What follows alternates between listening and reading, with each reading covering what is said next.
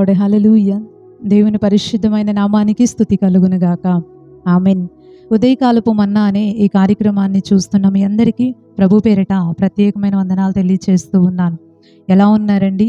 దేవుని మహా గొప్ప కృపలో మీరు మీ కుటుంబాలు క్షేమంగా ఉన్నారు అని తలస్తూ మీకోసం ప్రతిరోజు కూడా ప్రార్థన చేస్తూ ఉన్నాం. దేవుడు మిమ్మల్ని బహుగా దీవించునుగాక. ఆమెన్. హల్లెలూయా. పరిశుద్ధ గ్రంథంలో నుంచి ఒక వాక్య భాగాన్ని చదువుకొని మనం ధ్యానం చేసుకుందాం. యెషయా గ్రంథం 51వ అధ్యాయం 12వ వచనం మొదటి లైన్ని మనం చదువుకుందాం. నేనే మిమ్మును ఓదార్చువాడను. దేవునికి స్తోత్రం. హల్లెలూయా. మనం చదువుకున్నటువంటి యొక్క వాక్య భాగంలో దేవుడు తన వాక్యం ద్వారా మనకి సెలవిస్తున్న ఒక విలువైన మాట ఏంటి అంటే, నేనే మిమ్మును ఓదార్చువాడను అంటున్నాడు. దేవునికి స్తోత్రం. హల్లెలూయా. ప్రతి మనిషి జీవితంలో కూడా ఎన్నో రకాలైనటువంటి ఇబ్బందికరమైన పరిస్థితులు కలుగుతూ ఉంటాయి. బాధ కలిగించేవి, కృంగుదల కలిగించేవి, దిగులుతో చాలా ఇబ్బంది పడి కలవరాలతో నలిగిపోయేటటువంటి పరిస్థితులు మనకి కనిపిస్తూ ఉంటాయి. అది ఏదైనా కావచ్చు, దేని ద్వారా అయినా కావచ్చు, ఎవరి వలన అయినా సరే మనం బాధతో కృంగిపోతూ ఉన్నప్పుడు చాలాసార్లు మనకు అనిపిస్తూ ఉంటుంది, ఎవరైనా నన్ను ఓదారిస్తే బాగుండు, ఎవరైనా నన్ను ఆదరిస్తే బాగుండు, ఎవరైనా నాకు సహాయం చేస్తే బాగుండు, 4 మంచి మాటలు చెప్పి ఈ బాధలో నుంచి ఊరట కలిగిస్తే బాగుండు అని చాలాసార్లు మనం అనుకుంటూ ఉంటాం. అవును కదండి. మీరేడ్చే సమయంలో ఎవరికి చెప్పుకోలేకుండా మానసికంగా మనస్సులో ఒత్తిడితో నలిగిపోతూ ఉన్న సమయంలో ఎవరైనా వచ్చి 4 మాటలు చెప్పి నన్ను ఆదరిస్తే బాగుండు అని చాలాసార్లు అనుకునే ఉంటారు కదా. అలాంటి సమయంలో ఎవరిని ఆదరణ దొరకనటువంటి సమయంలో, ఎవరి ఓదార్పు మనకు అందనటువంటి సమయంలో ఎవరైనా ఒక వ్యక్తి వచ్చి అలా ఎదురు చూస్తూ ఉన్నప్పుడు ఎవరైనా ఒక వ్యక్తి మనతో మాట్లాడి గనక మనల్ని బలపరిస్తే మన మనస్సు చాలా ఫ్రీ అయిపోతుంది కదా. దేవునికి స్తోత్రం. హల్లెలూయా. అయితే మనుషుల్లో ప్రస్తుత పరిస్థితుల్లో అలాంటి వాళ్ళు ఉన్నారో లేదో నాకు తెలియదు, కానీ ఈ రోజుల్లో ఎక్కువ మంది బాధ పెట్టేవాళ్ళు, గాయపరిచేవాళ్ళు, ఆల్రెడీ కృంగిపోయి ఉంటే, ఆల్రెడీ దిగులు పడిపోయి ఉంటే ఇంకా 4 రాళ్ళేసి 4 మాటలని నిందలతో, అవమానాలతో, సూటిపోటి మాటలతో పుండు మీద కారం చల్లినట్టుగా మన బాధకి ఇంకా బాధని యాడ్ చేసుకుంటా మనల్ని ఇంకా నలగొట్టే వాళ్ళే కనపడతారు, కానీ ఓదార్చే వాళ్ళు అస్సలు కనపడట్లేదు. కనుమరుగైపోతూ ఉన్నారు. చాలా కష్టమైపోతుంది అలాంటి వాళ్ళని కనుక్కోవటం అనేది. కానీ మనుషులలో అలాంటి వాళ్ళు మనకి కనబడతారో లేదో, కానీ దేవుడు మాత్రం మనల్ని ఓదార్చటానికి, ఆదరించటానికి, బలపరచటానికి ఎప్పుడు కూడా మన వెన్నంటి ఉంటాడు. దేవునికి స్తోత్రం. హల్లెలూయా. ఆయన ఎల్లవేళలా మనతో ఉంటాడు, మనల్ని ధైర్యపరుస్తాడు. కృంగిపోతే దేవుడు మనల్ని లేవనెత్తుతాడు, దిగులు పడితే దేవుడు మనల్ని బలపరుస్తాడు. ఏడుస్తూ మనం ఎవరితో చెప్పుకోలేక మనోదుఖంతో లోపల మదన పడుతూ ఉంటే దేవుడు మనల్ని ఓదారుస్తాడు, ఆదరిస్తాడు, మాట్లాడతాడు, విడిచిపెట్టేయుడు. ఎన్నడూ విడువని దేవుడు, ఎప్పుడూ ఎడబాయినటువంటి దేవుడు ఎల్లవేళలా మనతోనే ఉండి నేనున్నాను, ఏం పర్వాలేదు బిడ్డ, ధైర్యంగా ఉండు అని చెప్పి దేవుడు మనల్ని ధైర్యపరుస్తూ ఉంటాడు. మీకు ఎప్పుడైనా ఇలాంటి అనుభూతి కలిగిందా? నాకైతే చాలాసార్లు, అనేక సార్లు, లెక్క పెట్టలేనన్ని సార్లు దేవుడు ఓదారుస్తూ వచ్చాడు. దేవునికి స్తోత్రం. హల్లెలూయా.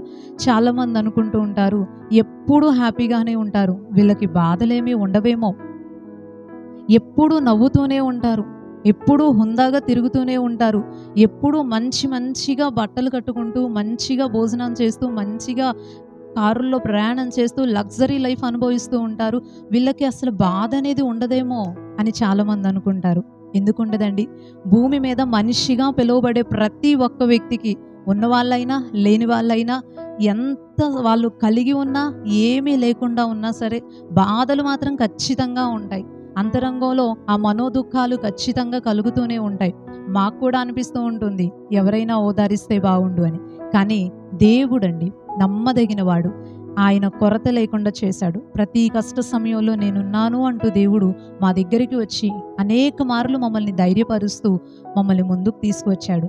ఆయన ధైర్యపరిచి బలపరిచిన విధానమే ఈరోజు ఎల్లవేళలా ప్రతి నిమిషం ఎలాంటి ఇబ్బందికరమైన పరిస్థితుల్లోనైనా సరే సంతోషంగా ఉండటానికి ఆయనే కారణం. దేవునికి స్తోత్రం, హల్లెలూయా.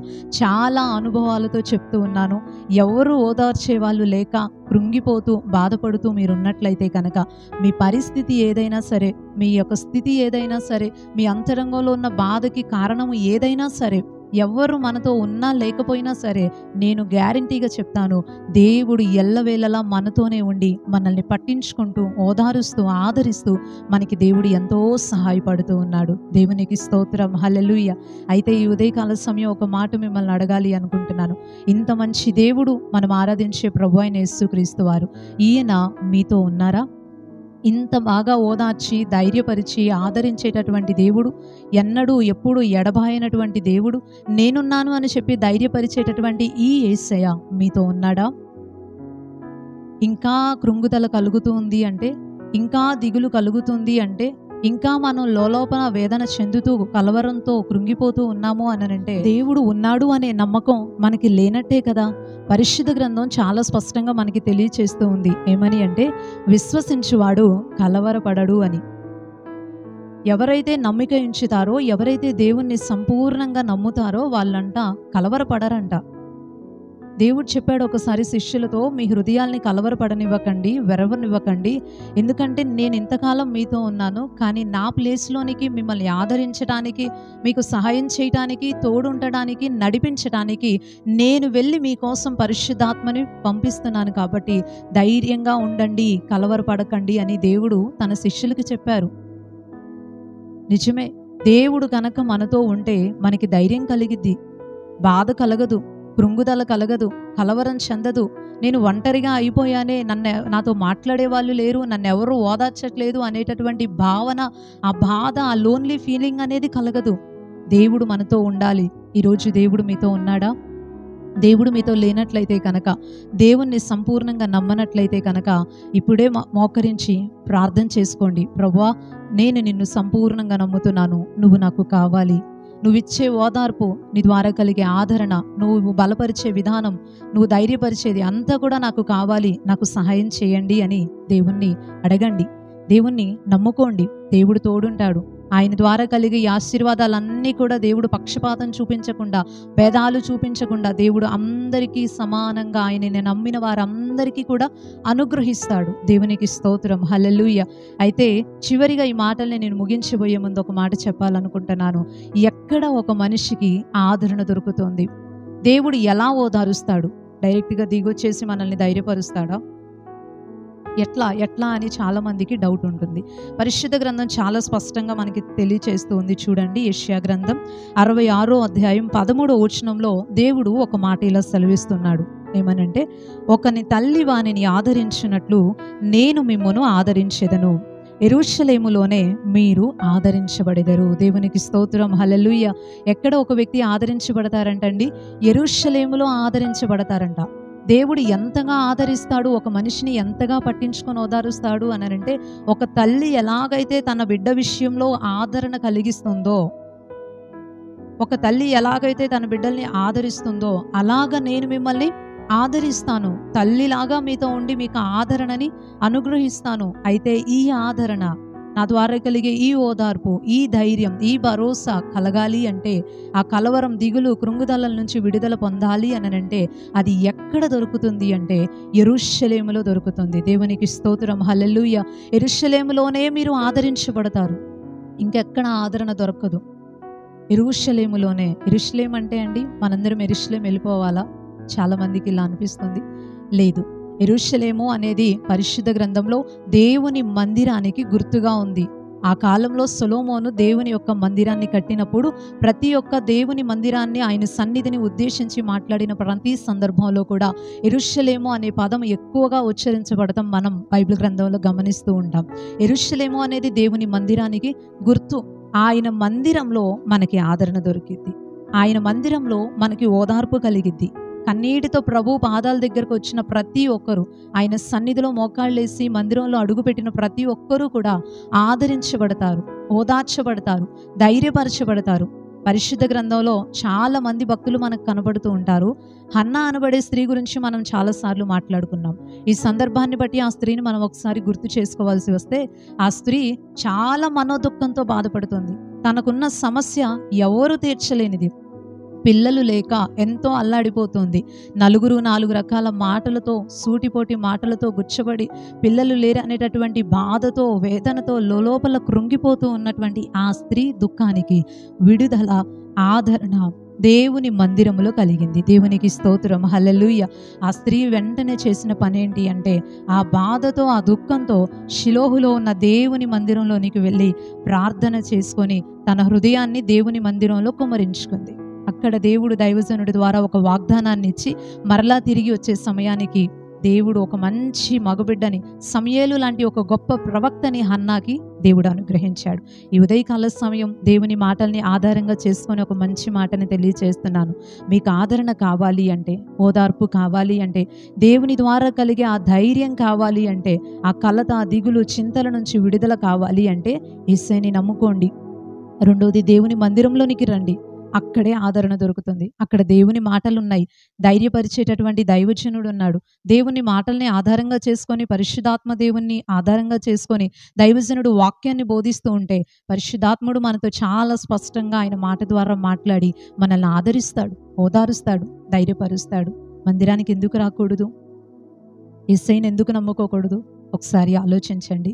దేవుడు మనల్ని ఓదారుస్తాడు, ఆదరిస్తాడు. ఆ దేవుని దగ్గరికి వద్దాం. దేవుని ద్వారా కలిగేటటువంటి ఈ ఆశీర్వాదాలన్నీ కూడా పొందుకుందాం. దేవుడి కొన్ని మాటలు దీవించును గాక. ఆమేన్. చిన్న ప్రార్థన చేసుకుందాం. పరిశుద్ధుడు అయిన తండ్రి, ప్రేమ కలిగిన ప్రభువా, ఈ ఉదయకాల సమయాన్ని బట్టి మిమ్మల్ని స్తుతిస్తూ ఉన్నాం. ఈ మంచి సమయంలో మీ లేఖనాల్లో నుంచి మాతో మీరు మాట్లాడినందుకు నీకు వందనాలయ్యా.